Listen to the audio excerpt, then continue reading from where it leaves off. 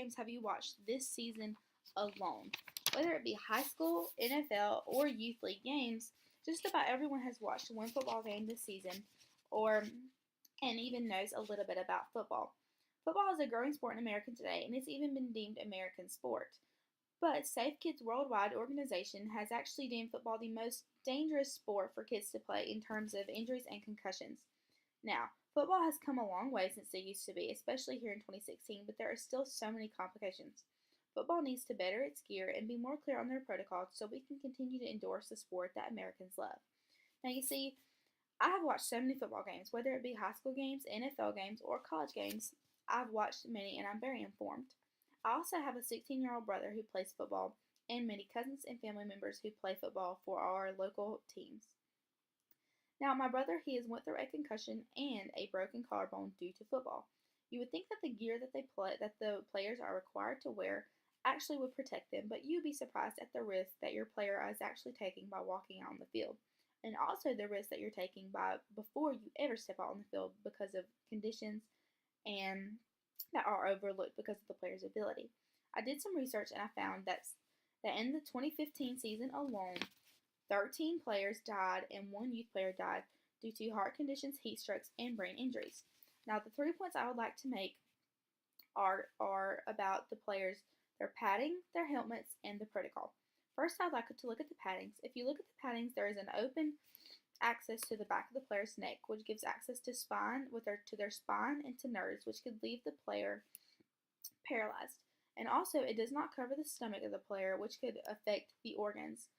Just for example, Luke Kuechly in a game a few weeks ago took a hit to the stomach and actually one of his ribs punctured his lung.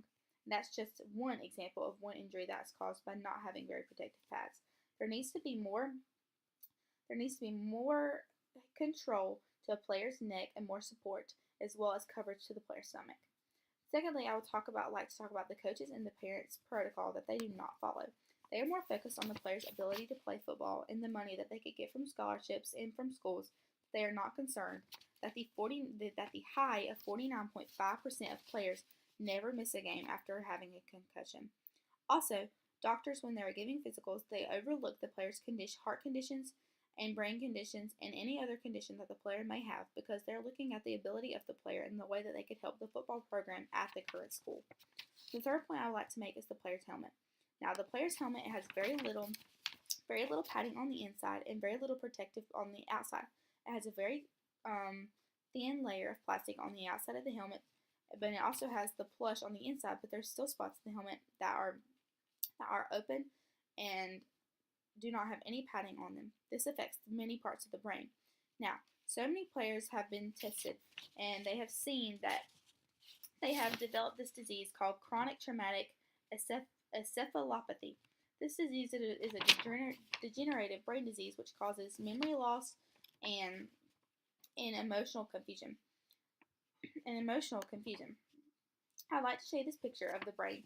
If you look here, brain fractures and the spinal cord injuries are caused from hard hits from the head. Now, if you see once these players are hitting each other, just about every 15 seconds, and it shows that it's affecting their spine, which controls the whole body, including the brain and other organisms. Now, CTE is the effect of the brain over time. Now, as you can see, this is the brain of a young football player. It's not much affected, but as you get into the brain, as it becomes more professional player, it gets more and more or less developed, and it becomes smaller, and they're losing so many functions that a normal player athlete has. Now, the Boston University School of Medicine showed that 33 of 34 players tested post-mortem show clear signs of CTE, and the additional players have so far been confirmed for CTE separately. Now, a new list in the November of 2016 mentions that CTE in 90 of 94 brains with the former and deceased NFL players. So many players have been known to commit crimes and everything because they're losing their emotion control of themselves, and they have no idea what they're doing.